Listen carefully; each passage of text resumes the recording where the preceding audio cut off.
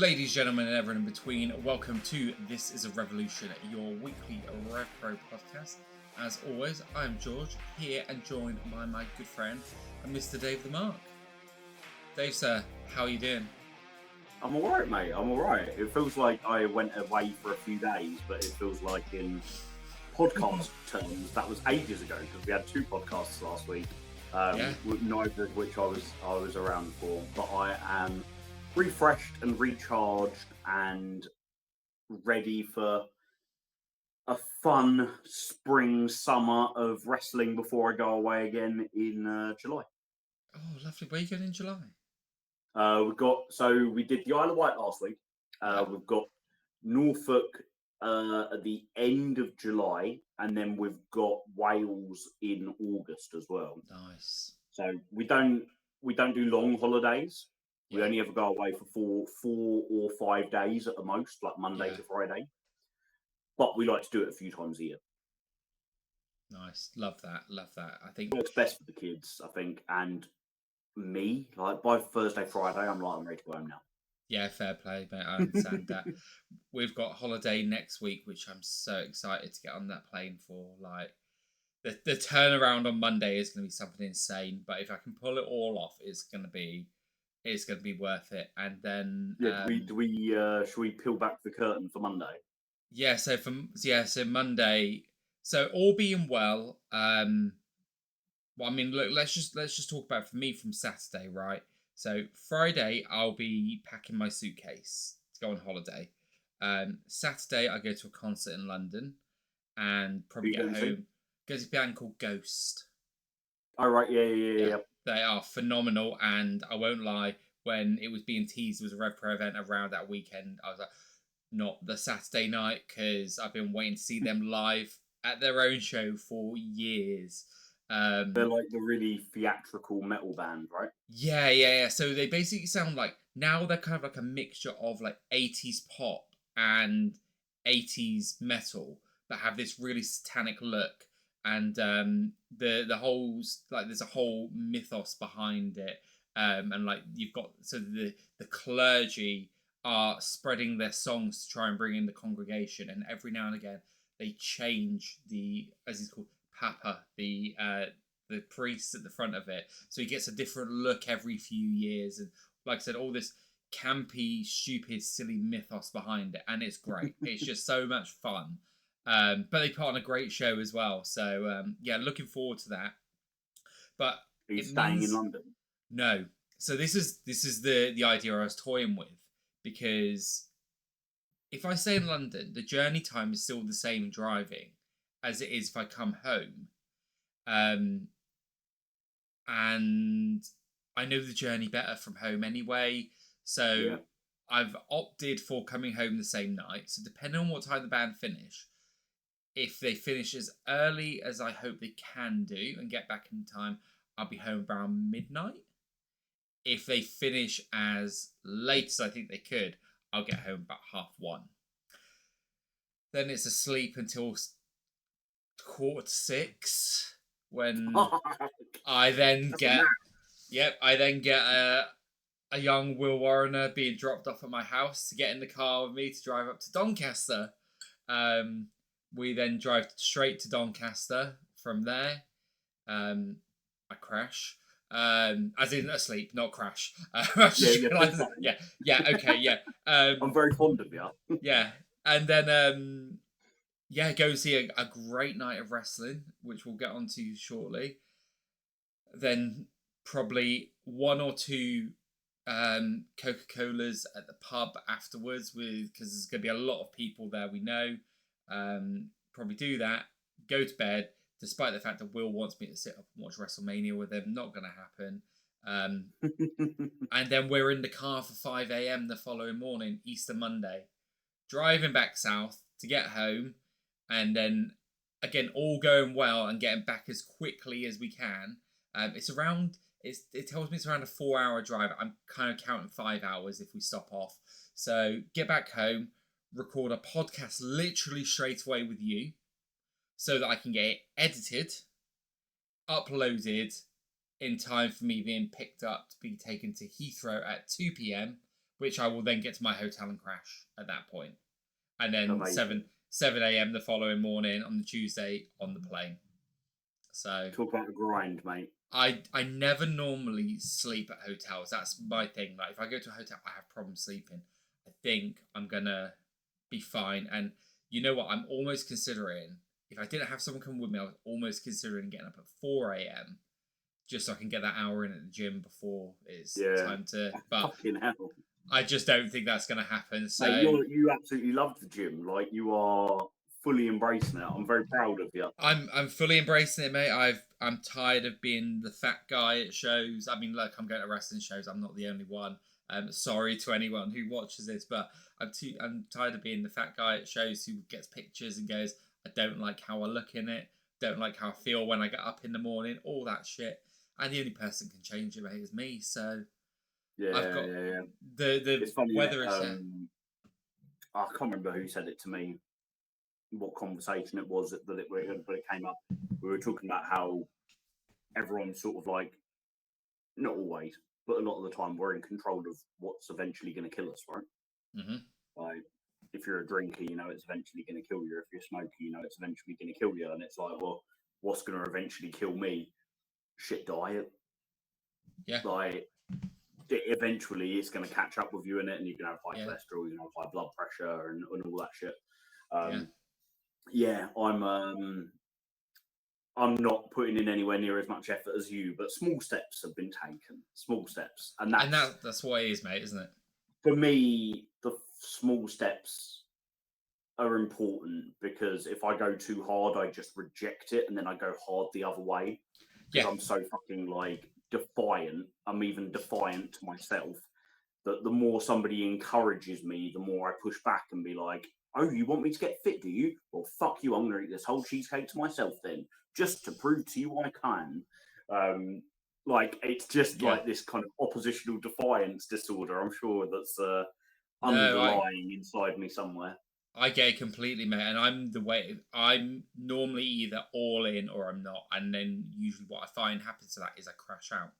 So like I'll be normally like, if I'm gonna diet, everything is healthy options and that's it. But since last week, I needed the kickstart to get back on track, which is why I've been going so often, because I've been picking my brother up for work.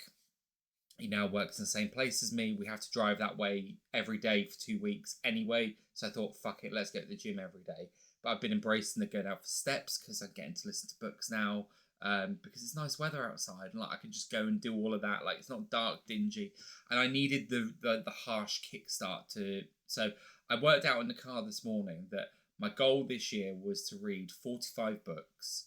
I do it all through Audible, so it's not actually physically reading. I can do it on the go, and to go to the gym 3 times a week. And before the beginning of April, I'd read 1 book and hadn't been to the gym, and now, with both of them, I'm on track for where I would have been if I'd started it on the pace that I set in January. Nice. So that's it. It's but still like having the like, it was my birthday the other week and I got chocolate for that, and normally that would be gone. And like I've got these. Do you know Raffaellos? If I tell you what they are, like little Ferrero Rocher, coconut Ferrero Rocher. I love them. And I got a box of them for my birthday, and I'd normally sit there and devour the whole lot in 1 to 2 days. I finished them yesterday, because all I'm doing was allowing myself 3 a day and going, right, that's it. That's all I need. And I've not even touched biscuits in a week. I'm normally like the one at home sitting eating Jaffa cakes every day. Like 4 Jaffa cakes at a time, no problem to me. Smash them away, get me some more biscuits later. But gotta change it, mate. Gotta change it. So good for you, mate. Good for you. Yeah, let's see how long this lasts, eh? So yeah, but do you think every time you go to the gym, you're helping yourself and making yourself physically better, aren't you? So absolutely. This episode of the podcast is brought to you by Slimming World. No, there are no sponsors. But Slimming World, if you would like to sponsor this, we're all for it. Yeah, I mean, we'll take it. Yeah, I mean, I don't go to Slimming World. They used to do these really nice frozen desserts I used to eat years ago when my wife was on Slimming World. Give us some of those. I'll sponsor you for some of those. Right, so Dave, tonight, my friend, we are going to talk a bit of Southampton, a bit of, I keep wanting to say epic encounter, and it's not. It's high stakes. Yeah, I don't know why. Because it feels like an epic encounter, right? But the match has high stakes attached to it, so there we go. That's how we do that. But you know what, Dave? I'm gonna start on a really tenuous um, link to one of the predictions that I made, Yeah. and I said Mercedes Mone would appear in a regional show. Right. So in that video of Mercedes Mone, I'm calling it. Yes. Uh, By vignettes. yeah, yes, by literal definition, yes, she did appear in the venue by vignette. So Dave, you know what? I normally kickstart this by you asking me this question normally, because it seems to be our way we're going lately, and I quite like it. But we spoke a little bit earlier today. I mean, as we've said, we don't talk on Rev Pro recording days all that much, and in fact, today, quite literally, we talked about New Japan, and that was about it. And then it was a podcast at this time. Shall we go with this route? Yeah, cool. Nothing else Rev Pro. And you said to me about doing this, and I was like, I need to reflect. So I wanted you to go first. On a scale of 1 to 10, where does Southampton sit for you as a show? A very solid 7. Mm. I was thoroughly entertained from start to finish. Mm-hmm. I thought that it kind of peaked in the places where I thought it would peak, and it was very much sort of like very solid all the way through. Yeah. Yeah. It was hard, I think, for the matches that we had and the stakes attached to them, the storylines attached to them. It was going to be difficult when it's like the final. It's like the final stop before the big show, but at the same time, it's not like a traditional like go home show because you've done the go home angle with Kanji and you've done like it kind of felt like a nice final event before high stakes. So I feel like 7 was a really decent outcome for it. So I don't think it was ever going to be more than an 8. And yeah, like the best compliment I'll pay it was the fact that I was with it all the way through. I was entertained from the first moment to the last minute.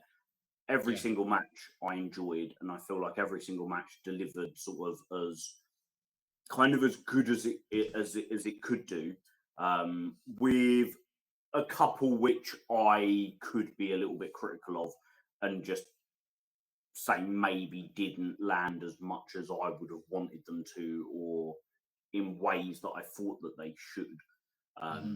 But overall, a really, really solid show, built nicely on last week's 229, which I agreed with you on. You called it the best 229 of the year so far. I completely agree with that. So a nice back-to-back pair of weeks. Yeah, it was. I mean, when I was thinking this, I was somewhere in between the 7 and the 8, and 8 felt high. 7 felt kind of like a bit lower than kind of how I felt coming out. But again, it's that live event experience. And I think if this would be one that if we were doing halves, we'd probably get a half or even a quarter. But I think 7 probably feels about right as a whole number. 7 feels the right kind of place for this. I'm like you. Throughout, I was entertained. There was always something going on that had my attention.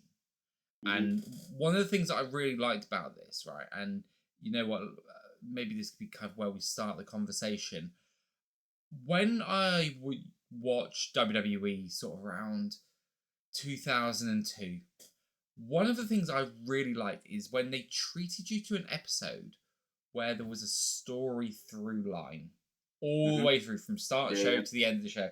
So you know someone will be revisited. And that can be harder with indie shows because indie shows by nature aren't always on the level that Rev Pro is, where there's so much. We've spoken like this. Rev Pro are a TV company schedule almost, with just about the TV deal, like the amount of events they have. So they can afford to do that a bit more and indulge a little bit more in the storylines. And I liked last week how we got there with Michael Oku wrestling in the first half, coming out the second half, sitting there for Leon. And again, the same thing happening this week. So Mm-hmm. I love that we started with Michael and we ended with Michael. Yeah. Right? That was a really interesting way for me because you knew if he's out, my first thought was when Cameron Kai came out was Michael Oku's going to be out later then. Right? And that really informed for me where we were going for the main event because I thought it seemed logical Leon Slater and Dave Francisco for various reasons to be the main event, but potentially could have seen Leighton Buzzard and Ricky Knight Jr. as the main event. So that opened that and it kind of set me up. So like you said, you're kind of starting to build this card in your mind of where things can fit. I loved that through line, but then you also had little mini through lines there. So the CPF versus Young Gun stuff going on as well. That was really interesting. Knowing that we're building up to Leighton and Ricky. Yeah, I thought it was a really great card. I would agree with you that it peaked in the right places. But Oku and Cameron Kai, I thought was interesting. So I said last week how I thought it was very telling that Cameron Kai wasn't mentioned by Michael Oku when Nino Bryan and Leon Cage But he were was mentioned. literally standing at ringside as well, right? Literally standing there watching, and which could be pure coincidence or could be very, very subtly timed. Yeah, exactly. And I thought interesting that Cameron Kai wasn't mentioned because Cameron is that guy. Like literally last year, he was what they are now. He was that hot young thing in terms of the cruiserweight division, and these lads have come in. They've earned their spots, they've earned their place, but it feels like a more expanded division now than it even did this time last year. So I felt it was. Ago, everyone was saying he's nailed on to win the J Cup. I've not heard anybody suggest him winning the J Cup in the last couple of months. No. Everyone's talking about Leon Cage winning it, or like going out with all different sorts of speculation. But Cameron doesn't feel like he's on a hot streak that leads to the J Cup. No. But once again, someone has their best match with Michael Oku, right? I thought that was the best Cameron Kai match we've seen since his Will Caven match in Global Wars in Doncaster last year. Interesting. Like that was... Yeah. I mean, I think that was very good match. Design as well. I feel like Oku went out to really put him over. Yeah. It worked. Yeah, I agree. Yeah, I would agree. I thought it was a great match, and to be fair, it's only coming a week after my most recent favourite because actually I really enjoyed last week's match with Ricky Knight Jr. I thought that was fantastic and a great way to, as you've said, you said it nice. It's almost felt like things have cooled off for Cameron a little bit with the booking that he's had, and I felt last week was a really great way of jump starting it back. And then, like you said, the match with Michael Oku, I mean, second match they've had together, and actually the first time I saw Cameron Kai was in Southampton against Michael Oku. I remember the picture that the big afro. Got put, the big afro. I was like, who's this lad? And then he comes out, and he just comes out looking like the aura you get from him, like just meaning business. These hard strikes. When I saw him, I was like, oh, he's a young lad. He's going to be like quite flippy. What? No, he was like hard hitting from day one. But then Michael mentioned again. He mentioned the young wrestlers, and obviously that had the through line to Leon Slater as well, which I thought was really really cleverly done, really well done as well. And I love how Leon and Michael are they're so three-dimensional in the build up to this match. Neither of them are true baby faces. Neither of them are true heels. They're both leaning. Michael's as patronising and condescending as ever, and Leon's as arrogant as ever. Yeah. And that sounds like criticism because it's like, what, am I not meant to like either guy? And it was like, well, actually, no, because Leon's arrogance is what makes you like him. It's confidence. Yeah. But it's where confidence tilts into arrogance, where you see the those shades of grey you always talk about. And with Yeah. Michael, it's like, yeah, he should be like he's the top guy in like one of the top guys in Europe, the top guy in the promotion, Hmm. one of the biggest names in independent wrestling. Of course, he should be like in the position that he's in, and the way that he conducts himself with Leon Cage and Nino Bryan and Cameron Kai. Yeah. But at the same time, you can also like I very much felt like last week he was putting Leon and Nino back in their lane. And it's like, hold on, these boys have taken you to your limit. They almost beat you. You could be giving them a title shot. Instead, you're sort of like, you're going to be the future one Mm. day when I'm gone, but not Yeah. until I'm gone because I'm the guy right now. I'm really enjoying it. Yeah. We'll talk about it later, but I am so emotionally invested in Kanji and Mercedes Mone Hmm.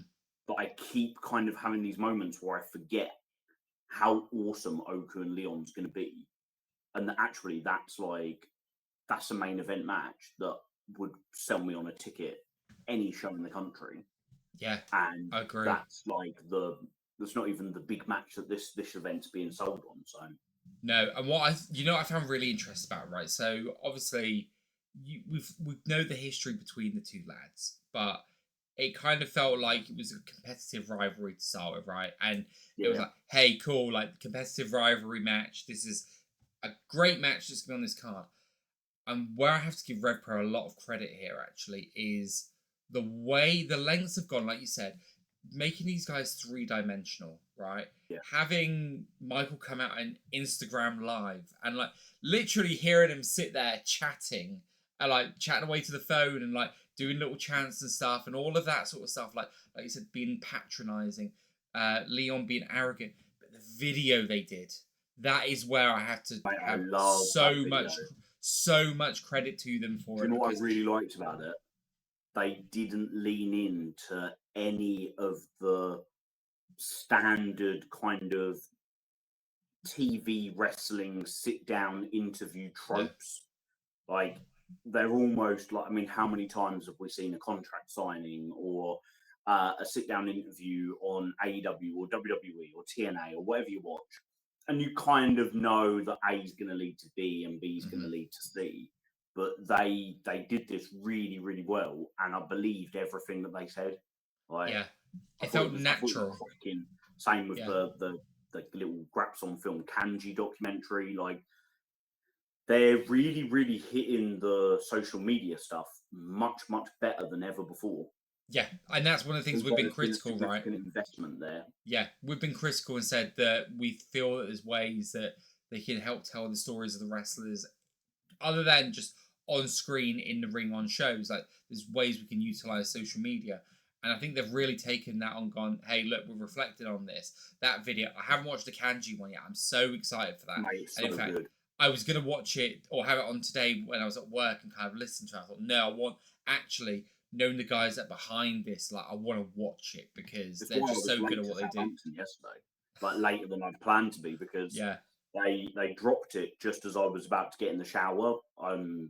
I was literally going to have a shower and leave, and they dropped it, and I was like, "Oh, I'll listen to it while I'm in the shower. I don't need to watch it. I'll just be able to hear it." And the minute I started playing it, I just got stuck to it, and that meant Yeah. for 25 minutes I didn't get in the shower, so I ended up leaving 25 minutes later than planned, Yeah. arriving 25 minutes later than planned. But it Yeah, just had mate. me engrossed from the start.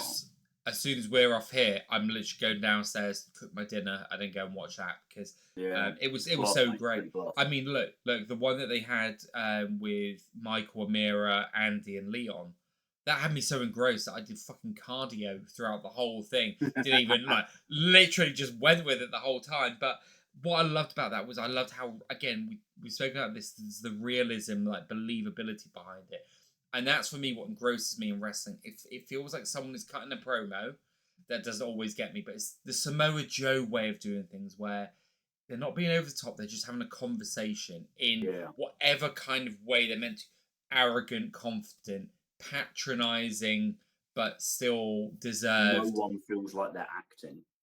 No, and Like I they feel real and genuine, and I think yeah, that's testament because you're not talking about people that are, you know, TV wrestlers. You're not talking No. about people. I know Leon's on TNA and he's had exposure to it, but you're not talking about a company that does this routinely. You're not talking about a company Yeah. that has a performance center and Yeah. stuff like that. Like, you're literally talking about people.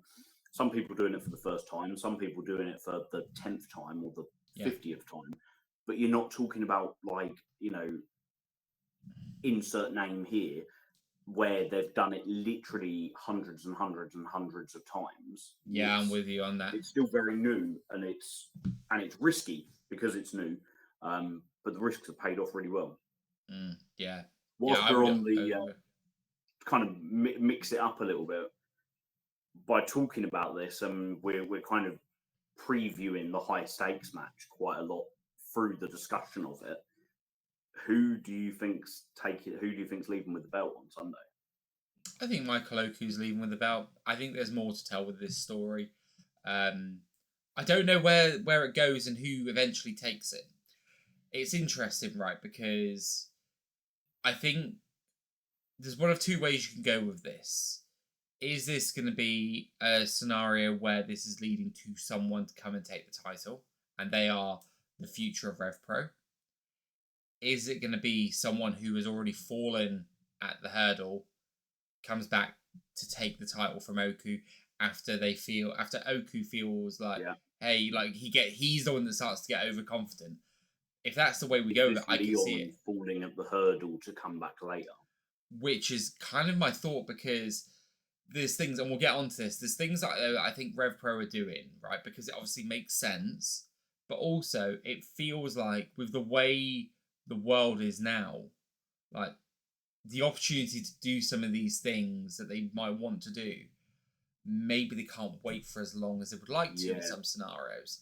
Now I'm not saying that will inform all of their booking decisions, but it feels like it could. So that could be one that they're It's kind of poignant that the one wrestling discussion we've had today is about Callum Newman having to relinquish the IWGP Tag Team Championship that he's literally just won because of Jeff Cobb leaving on Friday from New Japan. Yeah. There's the risk, isn't there, that they could put the belt on Leon, and then Leon, I mean, we've all talked about the fact that you could see Leon just walking into NXT and just slotting straight in. Someone said something to me yesterday about just about him in NXT, and my first thought was Ricky Saints versus Leon Slater for the North American Championship. Like, that would be so like that. I feel like Leon Slater and Ricky Starks, Ricky Saints are like absolutely like on par. Yet Ricky Starks, when he was in AEW, was being talked about like as being like a future of the industry. So like that's kind of what you're talking about. So on one hand, do you act quickly whilst you've got the opportunity to, or does it force you the other way where you're like, well, we can't take the risk because what if they're not around for long? Exactly. But you could say that about Oku. You could say it about Luke Jacobs. You know, there's always been the AEW stuff and the rumors around Oku. Jacobs was part of the WWE tryouts. Leon's already with TNA and already has the eyes of the world watching him. Like Zazaya had all that momentum, uprising, and then disappears for 3 months to Noah, and now has come back, and it does feel like he's going to have to start again a little bit, like not from scratch, but he's going to have to build up his momentum again because definitely he's not immediately in. He can't immediately be in the title picture when he's not been it, can he? Yeah, and I think that's the thing I find most interesting with it, because look, let's talk about where we were coming out of Uprising, right? And we made our predictions for the year. Our predictions of the year, I think, were very aligned, and we both had Ricky Knight Jr. winning the title either, in my case, before, I think at yours, at or around high stakes from Oku. Yeah, but then I also thought high stakes would come when Epic Encounter came. Yep, same. So although I thought it would be this event, I thought this event would have already happened by now in the calendar year. Yeah, same.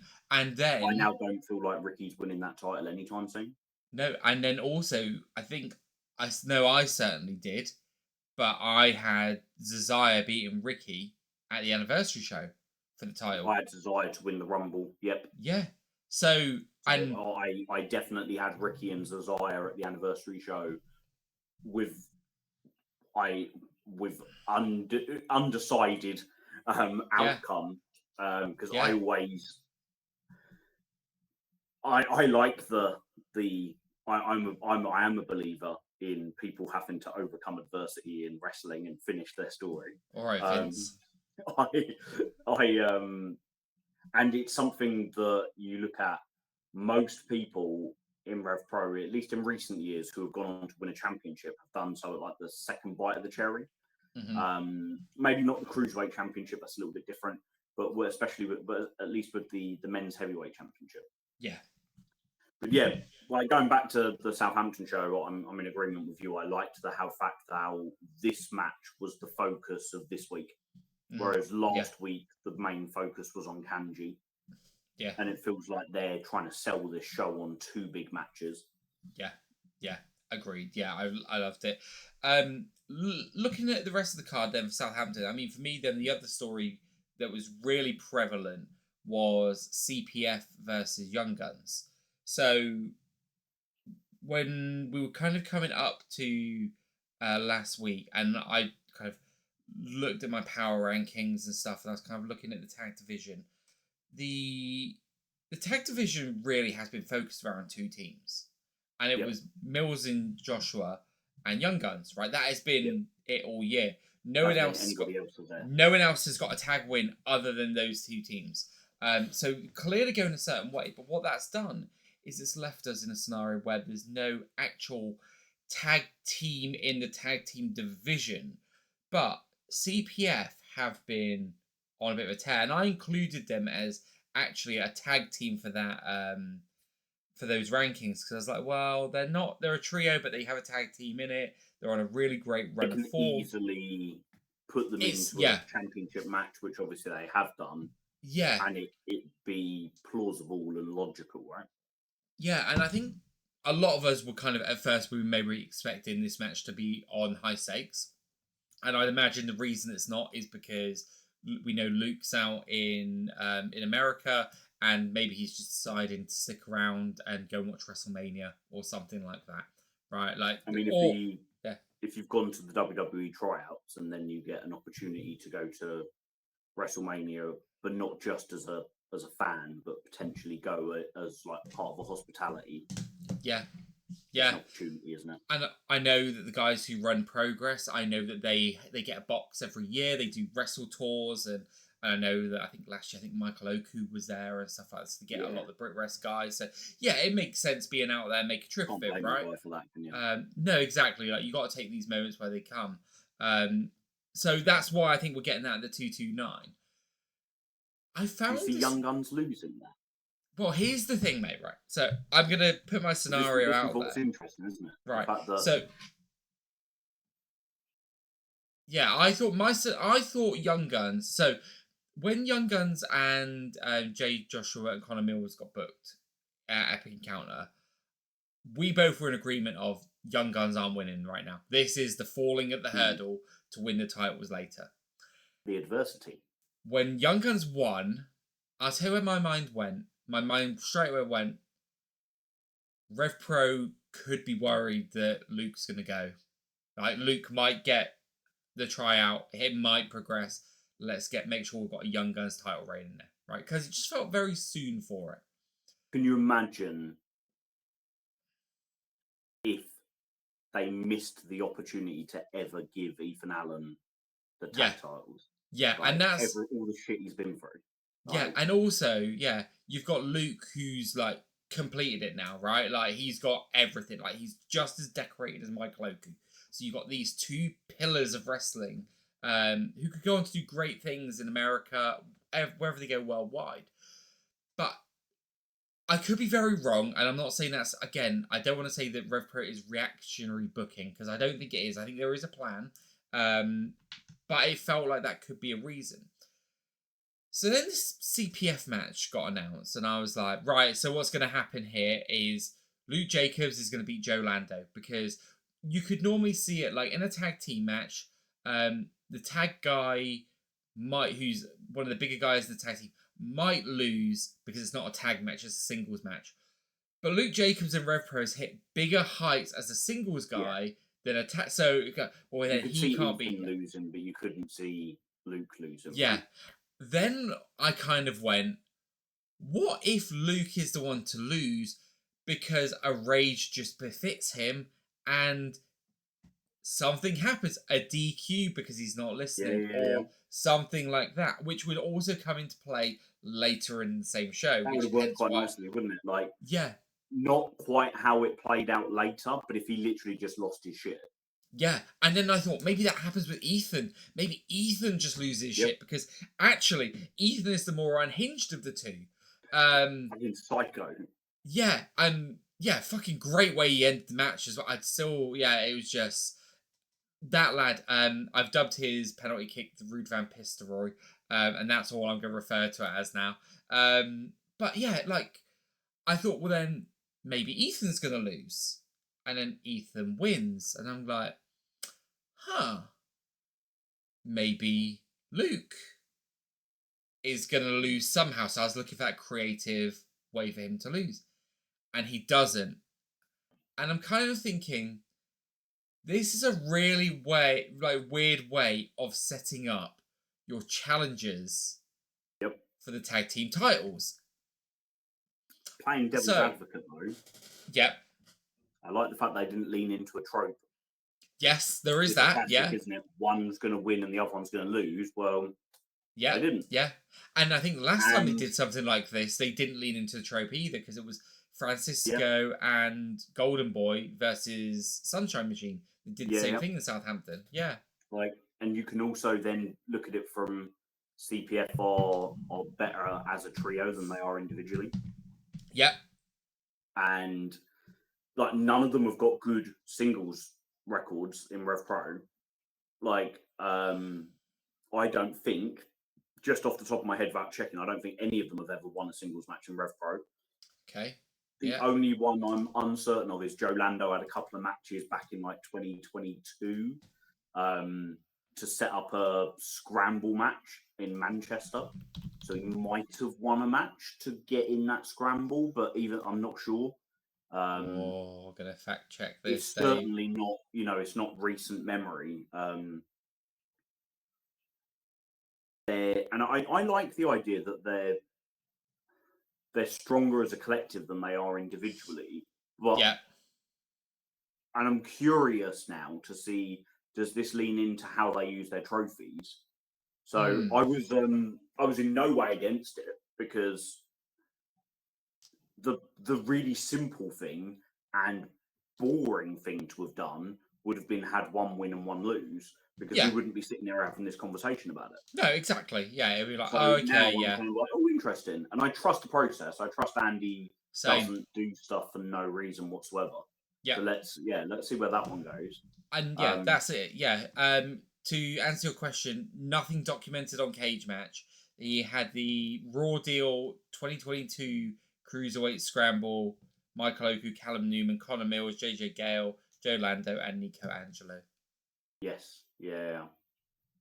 And Cage Match for Rev Pro is pretty, I think it's complete, at least for the last few years, because I make sure it is.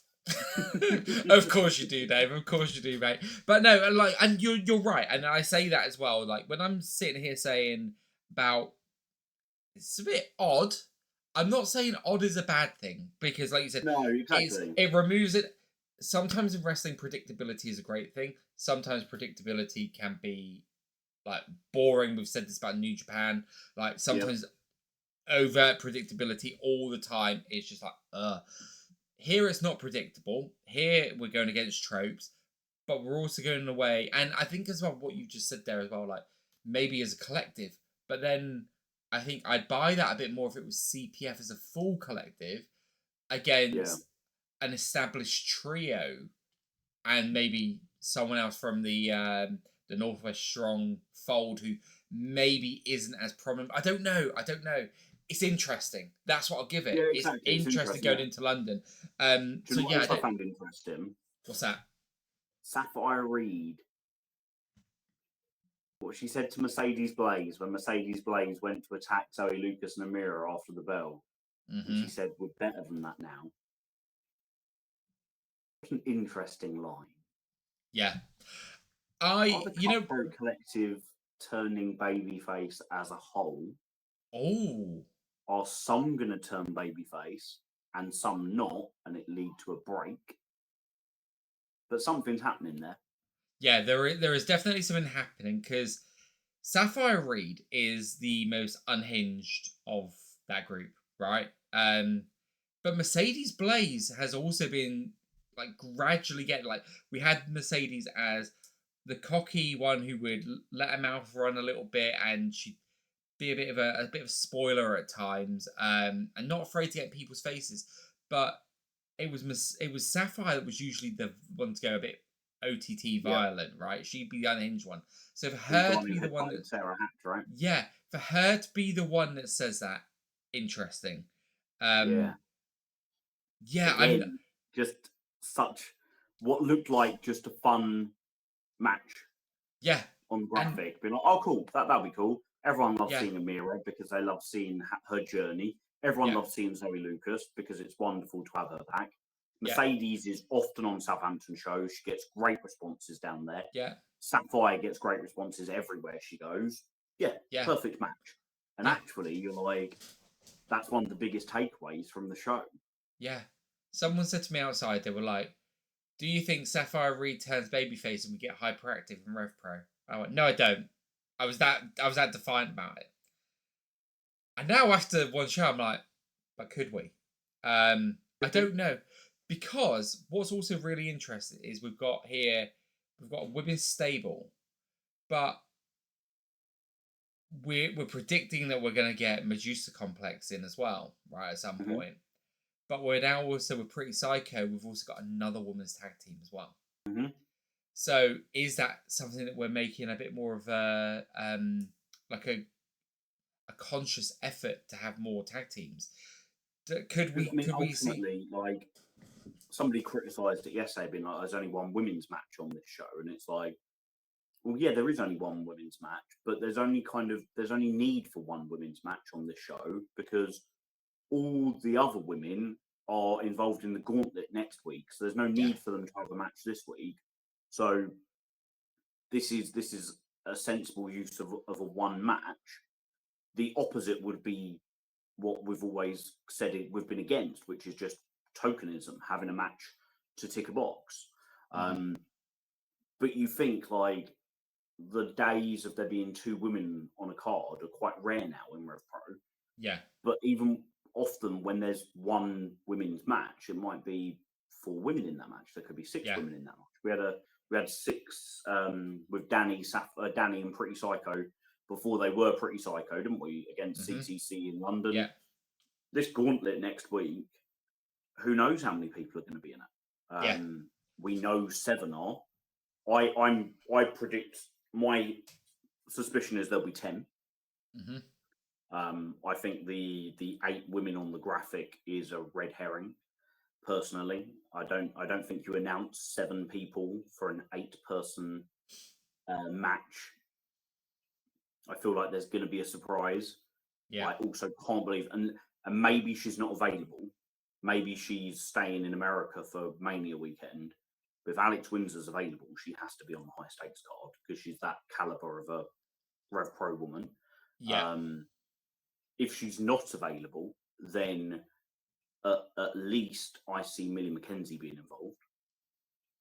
You don't have her prominently placed in Rev Pro, and then book Charlie Evans to not have Millie on the show as well. Surely, no, I would agree. If Millie's involved, I expect Mercedes to be involved.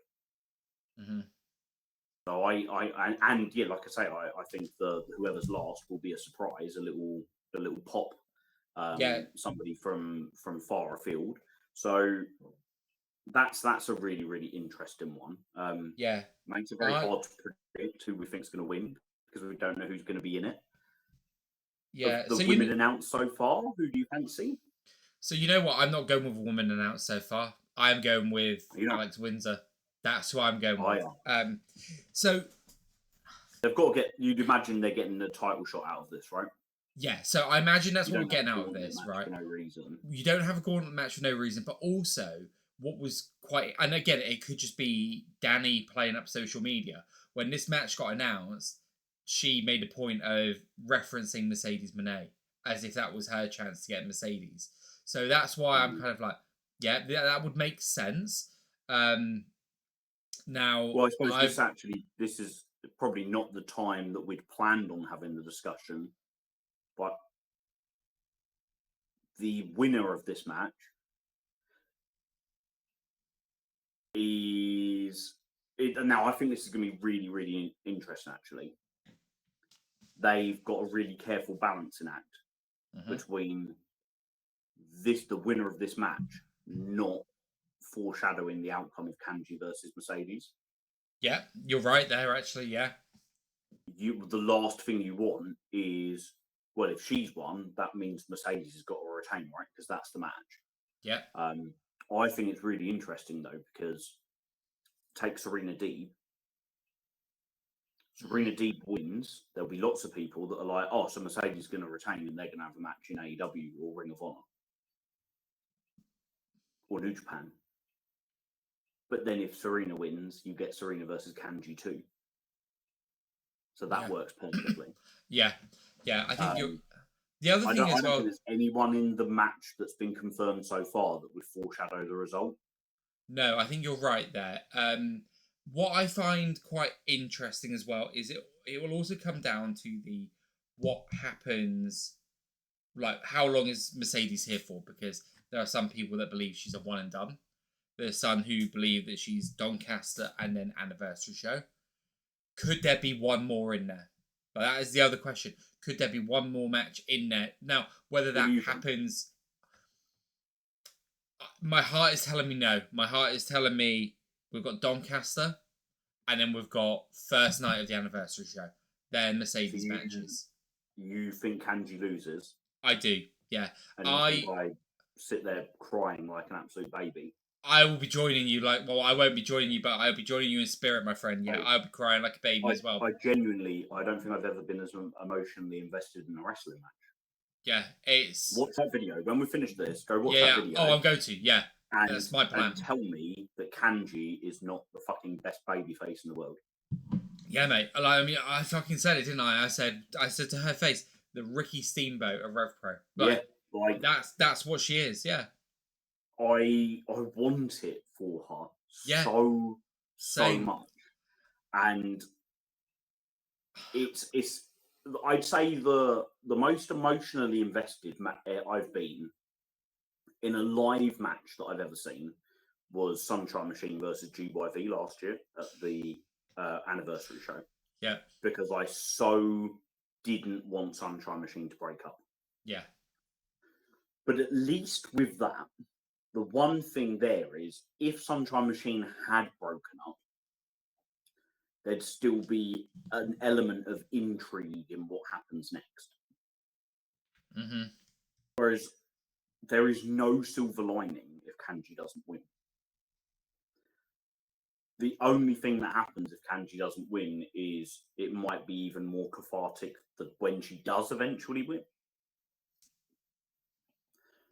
But I don't think if they did that and they had her challenge again, it's not going to be against a Mercedes Mone, and it's not going to be with the eyes of the wrestling world on her.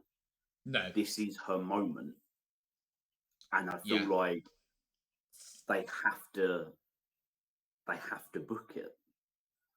So, and I'm 100% in on Kanji winning, but I feel like I'm absolutely letting my head be silenced by my heart. And it's not that my head and my heart are thinking different things. It's that I'm not even letting my head talk. My heart is just shouting over it. And mate, that's what wrestling's about, right? We've said this. Yeah. Wrestling makes you feel. And look, there's sometimes I wish I could turn my brain off a bit, right? Because I go into well, if I'm looking at this objectively, Mercedes hasn't lost on AEW TV. Like, she's not been pinned. I'm like, is she going to take a pin before she loses that title? But then I get in my own head because I'm like, but is that title going to be lost before she gets to anniversary show?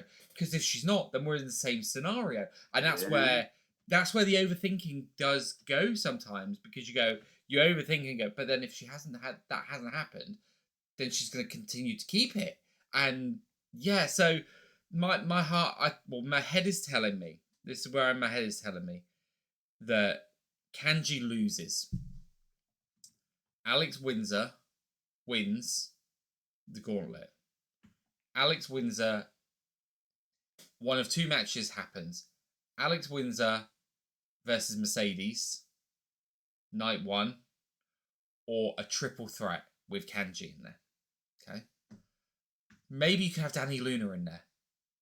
Okay, because maybe that's how you get the Danny Luna involvement with Mercedes without the political, the wider protection for Mercedes. Like you say, if you don't think you don't want her to lose this belt before she's lost an AEW or a New Japan belt. Exactly, that's a way of doing it. A multi-man match. But I think the second best story you could tell, and probably the more meaningful story, if we take history into account, Uprising 2025 main event. Kanji beats Alex Windsor. I mean, Kanji versus Alex Windsor was the match for so long, and it just kept on not happening. And then when it did happen, it was really, really good. I loved it. One of my favourite Kanji matches. Did a top 10 Kanji matches list for DaveMark.com the other day. It's very high up in there. Check it out. But it also had an element of, this isn't the full version of this match you could get, because it was very much a fully fit Alex Windsor versus a returning Kanji. And the story was, if this is how close Kanji can come when she's not fully fit, what happens when they're both fully fit? Yeah. And that was a year and a half ago, that match. Yeah. So I feel like I'm not going to be disappointed no matter what happens. I might be heartbroken, but I won't be disappointed, because I trust that the long-term commitment to Kanji is there. I genuinely feel like, we say match of the year contender a lot, and I'm finding this rankings thing that I've been doing really interesting, because suddenly I'm accountable when I say a match is really good, because I enjoyed all the matches from the Southampton show, but the whole time I'm watching every match, I had Luke Jacobs versus Connor Mills from Coventry in my head, because that's now the floor. Yeah. If you're going to be in the top 10, you've got to be better than that match. Yeah. And Chris Ridgway versus Saiki Yoshioka was. Yeah. So that went into the top 10. Yeah. And Mills versus Jacobs is out now. And you're like, it's going to be hard. We're going to have match shows where I say, oh, it was really good. Nothing made the top 10 of the year, but it was really good. Because you'd imagine the top 10 of the year is going to be made up of high stakes championship matches. But Mercedes versus Kanji could be the match of the year, couldn't it? Like, it really could. Yeah, you've got a massive. Could be. I mean, without being hyperbolic, because I don't feel like it is in any way, it could be 5-star Meltzer. Yeah, I'm with you. There's no reason why it couldn't be. Kanji is that good. Like, she is one of the greatest technical wrestlers in the world. Yeah. Mercedes Mone, when she is in the ring with someone who can match her, she is an incredible wrestler. Agreed. I feel like in the past that there have been lots of times when people have said that one of her matches wasn't particularly good or whatever, and people often forget that it's taking two people to tango. Yeah. And you can't get. And she's never had a bad match. You're just talking about matches being good when you thought they were going to be great, but you can't have a great match unless both people can pull their side of it together. Yeah, I agree on that, mate. Like, genuinely, this could be that. It's interesting that you said about your head and your heart and thinking about, well, they won't do this because of this reason. I literally said to somebody standing outside, RKJ's got to be Leighton Buzzard because he's wrestling Dijak next week. And then Leighton Buzzard beat him. And I'm like, oh. Well, I'm got saying that completely wrong. And that's where loads of people would be like, of course he was going to win. It's his first match back. It's in front of his mum and his sister. It's in Southampton where he had his first ever Rev Pro match. And you're like, exactly. That's why he should lose. Because that's like, there's always two sides to it, isn't there? There is. Let's break everybody's hearts and let's give everybody what they want. And you have to do a bit of both sometimes. And there's the tropes, right? There's, like we said, Leighton Buzzard winning is a trope, but so is Ricky Knight Jr. going into the big match is a trope. Yeah, so you're almost cancelling each other out. So before we get onto that, then Dave, I'm gonna hammer you down. Who do you think is gonna win the gauntlet, and who do you think the final three? If we're saying 10 with 7 already announced, who do you think the final 3 participants are going to be? And then Kanji versus Mercedes. Who are you picking? I'm picking Kanji over Mercedes. So the winner of the gauntlet in my head, and I'm literally thinking this aloud for the first time, the winner of the gauntlet would be facing Kanji. Alex Windsor is the Kanji match. It's a long way from now until the anniversary show for people that are in Rev Pro on the regular basis. So do you delay the Windsor moment? Because I'd have Windsor and Kanji at the anniversary show. So do you have somebody else win it instead, or can you eke out a storyline between now and then between Kanji and Windsor?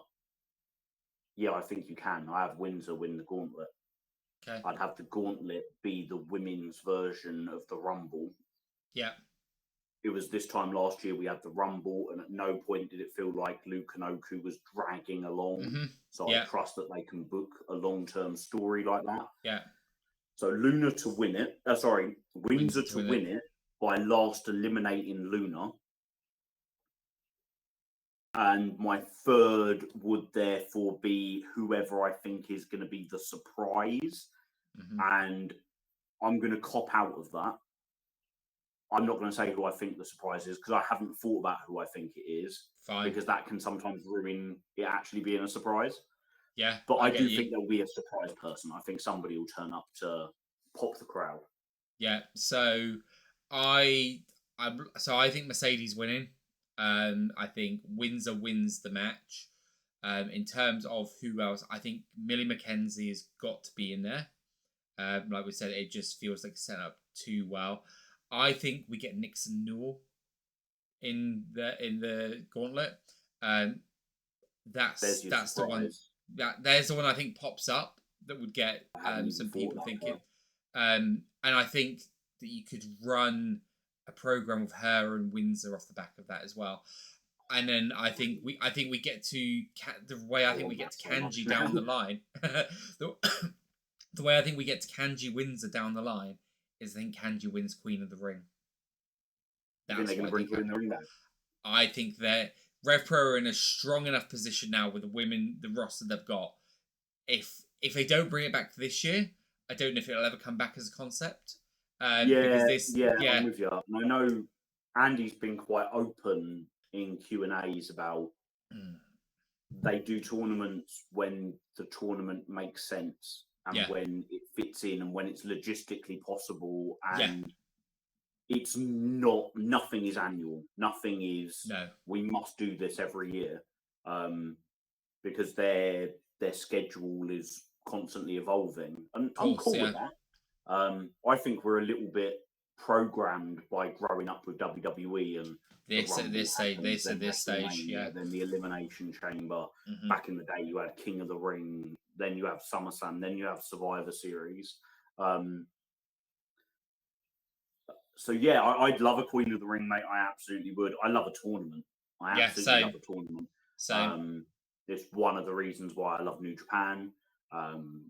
on your recommendation, I'm getting into WXW at the moment. I'm watching 16 Karat Gold. I'm really enjoying it. And they're advertising their tag league and their Grand Prix, and I'm like, oh, this is a bit of me now. I won't lie, I've already looked at the price of tickets for that, and if I could make it work this year, I'd have No, gone. I no, George. can't make it work this year, but I was gonna go to that when I was like, it's just a bit too expensive right now. My missus and I have an agreement already. I can't remember how it came up, but I was like, just put my cards out on the table. Next year, I intend on going to Rev Pro home and away. Mate. So this year, my goal is to go to every Rev Pro show in the UK. Next year, my goal is to go to every Rev Pro show, no matter what country it's in. Mate, most husband and wives, when they say they've got an agreement, it's about if they meet their celebrity crush that they get to do the deed. Yours is, the agreement is, I get to go to Rev Pro. My mistress is Rev Pro. Oh dear. Right. Okay, so you know what? Shall we do just a quick rundown of the remainder that we got from Southampton? Because as usual, Dave, before we came on, we went half an hour on this, half an hour on that. We're already at the hour mark, like we always do, right?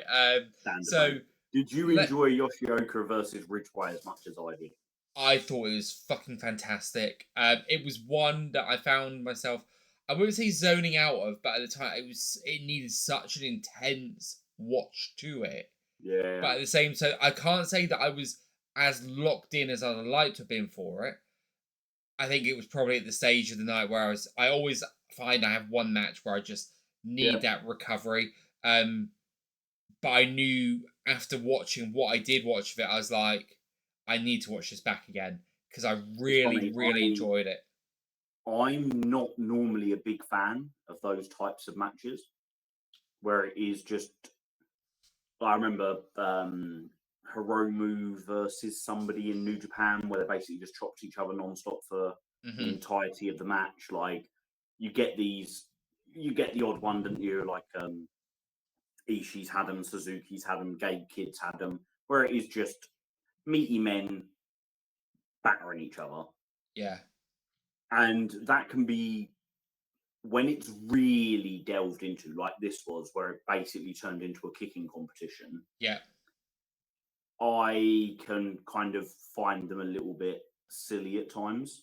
Yeah. I didn't find this like that at all. No. And my God, mate, the skill with which they worked, because I don't understand how either of them stood up at the end of it. There were some incredible strikes in there where you know that some of it is really it's just really stiff and they're proper booting each other. But some of the other strikes where it's like, well, it can't be stiff, because if that was stiff, that would concuss him. Yeah. That would be dangerous. Like there was Ridgeway hitting with a knee, not the final knee, the penultimate knee. And literally, it was one of these moments where you're pulling the face and looking away. You're like, oh my God, have I just seen a man like have his like skull broken? Yeah. You're like, nope, he's alive. Fuck me, they're good at this. Yeah. Best Chris Ridgeway match I've ever seen. Yeah, same. Followed up by something. I thought Leon Cage last week was the best Chris Ridgeway match I'd ever seen. Yeah, I feel like he's absolutely hitting his stride at the moment. I love the fella. He really is. Yeah, every single Rev Pro card. So the pinpoint accuracy of some of the strikes they're doing. There was one I recall. I can't remember which way around it was. I think they both did it actually at one point. I think it was Ridgeway just did a jumping missile drop kick to the knee of Yoshioka as he was moving, and you saw it connect. And I was like, that is fucking incredible how good that looked. I had really high expectations for it because I'd done like my research to kind of understand how much they'd crossed over in the past in Noah, and I was like, okay, they've wrestled together a lot, but they've wrestled against each other even more, because even though they were in the same stable in Noah, there were like rival tag teams within the same stable that competed over championships. Yeah. And I was like, if they've wrestled that much, and then I saw how excited they both were for the match. Yeah. And it's like, okay, when two wrestlers are really excited to wrestle each other, you know you're in for something really good. Yeah, agreed. I don't think there's too much to say necessarily, because other than Leighton fucking Buzzard is back. It was hard hitting. It was brutal. At times, it was difficult to watch because they really played up the injury element of it. I Yep. just thought I thought it was a lot of fun and great to see him back. I really enjoyed it. I think it went a little bit longer than it should have done. Yeah, And agreed. I think that Leighton got a little bit more from Ricky than he probably should have done, Hmm. in the sense that like he was kicked out of so much stuff. Yeah, It was a little bit over the there was one or two too many for me on that front. yeah, I get that. Which Yeah, took away from it ever so slightly, but we're talking about ever so slightly because it was still a really enjoyable watch. yeah, And yeah, fucking who cares about anything else other than the fact that Leighton got through the match and is back doing what he does best. yeah, yeah, agreed. And then we kind of spoke about it a little bit, but the main event, Dave Francisco picked up the win against Leon Slater. I thought that was a really clever way they did it.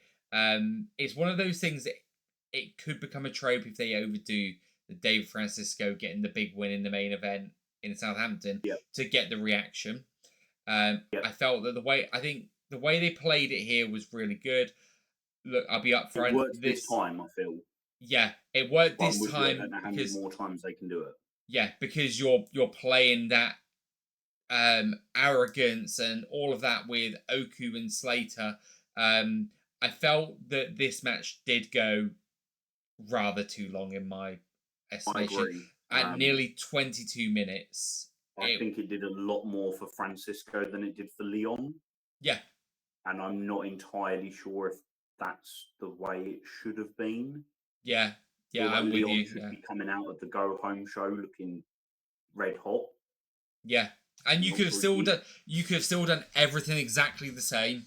Yeah, just yeah. to have it go a little bit shorter, Yeah. so that when Leon kind of snapped and actually, the whole story of they actually let Yeah. him inside his head and then used it for Yeah. the evil side, Yeah. just could have happened 5 minutes earlier.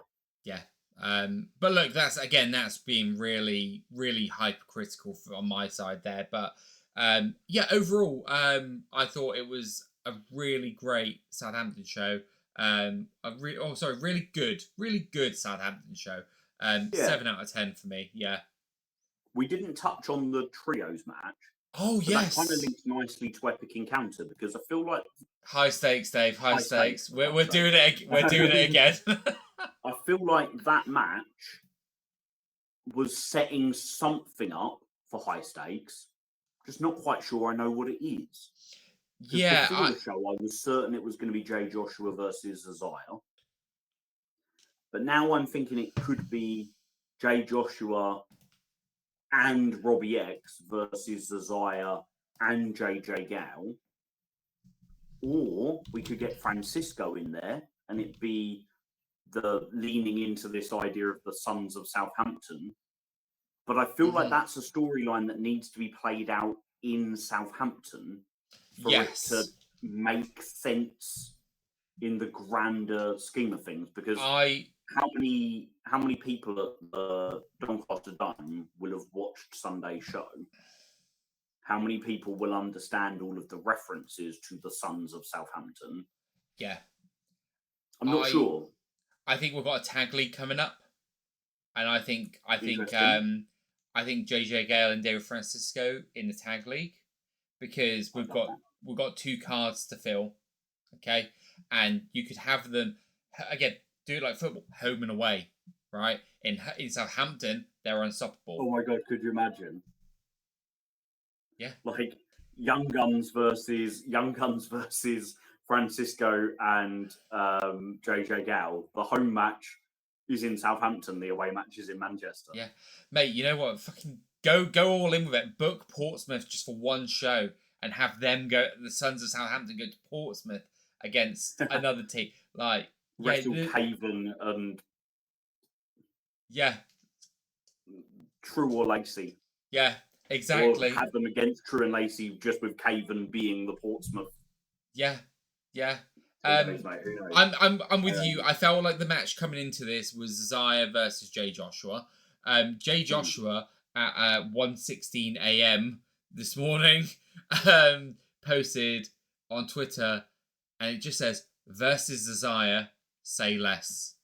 So I'm hoping of all the options you've put there is one option I would be fucking buzzing for, and one option I think is very good, but it's not what I want, right? And that's no disrespect to any of those other guys there. I want Desire versus Jay Joshua. Like, give me that. The 229 last year was brilliant. So yeah, let them go out and do it again. Yeah, and again, these are two guys on different stages now, right? Like different stages of their career, everything they're achieving, their momentum they're on. Yeah, just give me look that. At how they were presented in Doncaster last year. Yeah, exactly, and that's what I like. Gabe Kidd and Hiroshi Tanahashi, I like the symmetry of that. That's meaningful. Yeah, I like the symmetry of last time in Doncaster they were part of a team. Now they're standing on their own. I love the symmetry of that. Who do you think wins that match? Desire. I'm going Jay Joshua. I think you could have a mini rivalry, Jay Joshua going for Oku, and it's a match I'd like to see. We haven't seen Jay Joshua versus Oku, have we? Don't believe so. No. I don't think we have. And what's interesting at the moment is Michael Oku at the moment is Michael Oku who's being more aggressive along with this patronising attitude. Imagine he tries to get aggressive with Jay. Just nuts it. It could happen. So Jay's yeah, also an incredible baby face. Yeah, he is. And the more Oku turns up the heat, Jay can turn up the babyface side of it. You can have a brilliant match that is an emotional kind of roller coaster of going into it wanting Oku, but as the match goes on, wanting Joshua, and then kind of coming back round to Oku again. Similar to what they did with Luke Jacobs and Oku at the anniversary last year. Yeah. Right, so let's have a look at the rest of the matches then that are on high stakes. Rush versus Will Caven. Oh, mate, we know what we're talking about, don't we? Yeah, it's going to be so good. Look, I'm just going to be straight up. Caven's retaining. I think so as well, mate. And I think it's going to be the biggest moment of his career. I don't care how he does it. I don't care if he cheats and it's a dirty finish. I already reckon. I'm still going to say Will Caven beat Leo Rush. It's going to be Caven via True and Lacey interference and getting them back in ready for when the tag league starts. Yeah, I like that idea, mate. I like that idea. I've missed True and Lacey. Yeah, same. I feel like getting them back would be good. The tag team division, like we said, we've had two teams featuring, and now we need to kickstart somehow. And you know what? True and Lacey versus Young Guns, be fucking great. Yeah. What do you reckon for RKJ and Dijak? Fuck knows, mate. Like it's interesting because I don't get the match. He's really fucking good at just coming over and putting people over. Yeah. Like his Rev Pro record isn't great. No. Which is a lovely thing for a guy in his position to do. Yeah. I think that the winner of this match will be determined by what's next for Ricky. If he is going for the title next after Leon, he has to win this match. Yeah. If he's not, he can afford to lose it and give Dijak a big moment. Yeah. It'd be interesting to see Dijak work kind of the more babyface side of it. It would be. He's very good at it. I loved him in NXT. Are we expecting Dijak to feature at the 229? Because it's only a few a few days after. So the stuff there that we could see. Look, I'm just gonna say RKJ. That seems the most logical there. So let's go for RKJ. I think Ricky, because I think Ricky's next after Leon. Yeah. Going on the idea that Oku retains. Yeah. I am starting to think though that Leon could be a favourite for the Rumble. Yeah. I can't think of a bigger British headlining anniversary show match than Oku versus Leon Slater. Yeah, I'm with you on that. I know we're doing it now, but it doesn't mean we can't do it again. No, and I think whoever takes it is going to take it at the anniversary show. Mm. Yeah. unless we get the Oku heel turn, in which case we could be strapping him for a very long reign of terror. We could We well go be. from John Cena to Triple H. So in the match that has literally been dubbed "Fight for the Future," Yes, Leon Cage versus Nino Bryant. I'm very much looking forward to sharing when Dave the Mark met Leon Cage and Nino Bryan because that was fucking fun. Yeah, I've never interviewed two people at the same time before.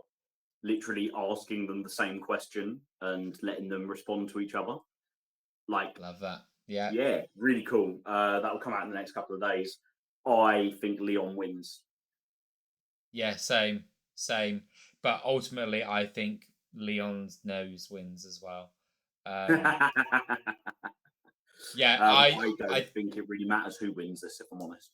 no. This I is think they both win by being in the match yeah. I think and putting the on a match that I know that they can because they're both incredible. Love them both. yeah. The world is going to be watching this show, and what Yeah. a fantastic platform for these two lads. Put it on first. Yeah, I would agree. I think Let it them go sets out and the tone. open it and let them do what Caven and Cameron Clyde did last year, Yeah, where agreed. Yeah, people probably had quite low expectations and were then very pleasantly surprised, impressed, whatever. yeah. Okay, so I think that's just covered all the matches, Dave. So Mercedes Mone versus Kanji. We're both split on that one. Yeah. Michael Oku versus Leon Slater. I have Michael together. Oku win it. Yeah, we're together on that one. RKJ and Dijak. Gauntlet, we're together on the Gauntlet as well. RKJ and Dijak. We're together on. We're together for. Leo versus Caven, we're together for. Yeah, we are. Nino versus Leon, we're together Yeah, for. the two matches that we're not. One is an announced match, which is Kanji versus Mercedes, and one which is a presumed match. And look, I'm going to say that if it comes down into a tag team, then you've picked Desire and partner. I've picked Jay and partner. Yeah. Cool. Lovely. Mate, I'm looking forward to it. Do you think it's going to be 7? No, but I don't know what else could be added. Because it is difficult because you don't know who's going out to America for a few days and who's going out. Like, for example, Zoe Lucas she has a booking on like the 19th of April and then the 20 something. So you're like, surely she's gonna stay in America for that whole time. Yeah, she's not coming back. No. But where's Robbie X? Where's Connor Mills? Where's JJ Gow?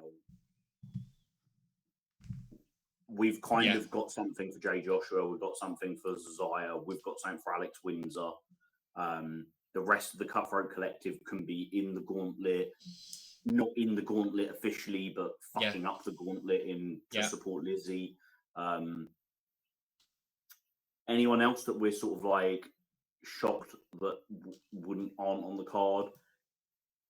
We don't think Luke and Ethan will be on it because of the fact that they've already booked their match with CPF. Yeah. So that suggests that they're not going to be there. The only other one that shocks me by the omission is Stephen Wolf, just because we know he's in the country until he's here in his time. The end of the month. Yeah, at the end of the month. Yeah. So being here and being so prominent and not featured also seems a bit odd. I think there'll be 8 matches. Yeah. I don't think they'll do 7 matches for a big event unless the Gauntlet's going to be lengthy. If the Gauntlet goes half an hour, then maybe they do only have 7 matches. Yeah. It could go even longer, couldn't it? It could. Can be anything, especially if they do an over the top rope elimination as part of the Gauntlet rules, because then you can have some quick fire eliminations. Yeah. Some people call it they think of the AEW Casino Gauntlet. Personally, I go back a little bit further. It's Lucha Underground Aztec Warfare. That was my introduction to these types of matches. I thought they were bloody brilliant. I love Lucha Underground. So yeah, I think there'll be something else added. Maybe like a random 6-man tag, Yeah, I like we reckon so. had an epic encounter, like we had this week at Southampton, where it looks random, but something comes out of it that feeds into the 229. Yeah, Um, yeah, last time when we were previewing Epic Encounter, we were delighted that it was only 7 matches. And then they put the trios match in, and we were a bit, oh, I don't think it really needs it. And then we were really yeah, pleasantly surprised, weren't we? So, yeah. So um, could it just be as simple as CPF versus Robbie, Stephen, and JJ? maybe. And then, just Robbie's a dickhead who abandons his team, Yeah, or yeah, who knows, mate. But I honestly, I don't mind, yeah. because I've never been one who believes that every single person has to be on every single card. Same. Um, less is more sometimes. Yeah, And if the story isn't there, there's no need to do it for the sake of it. I believe in less is more in terms of quality over quantity when it comes to yeah, my shows. I'd rather 7 great matches than 7 great matches and 1 dud. yeah. Um, Agreed. and I also trust that whatever they put on is going to work, because Epic Encounter was so good. I enjoyed it so much that Yeah, and Uprising the same. yeah, They're in really good form for these big events. yeah. And at Exactly. the end of the day, I'm so invested in Kanji. Yeah, It's like, I imagine it would be how AEW fans felt about Danielson versus Swerve at All In, yeah. where it doesn't really matter what comes on before it. You've got this. You're there for that. Yeah, roller coaster at the end. That's how I feel about this. yeah. Agreed, mate. I cannot wait to be there in the Doncaster Dome this Sunday. It is going to be tasty, mate. Looking forward to it, mate. Absolutely, my friend. I will see you there, and we'll see all of you there. Have a good one. Bye.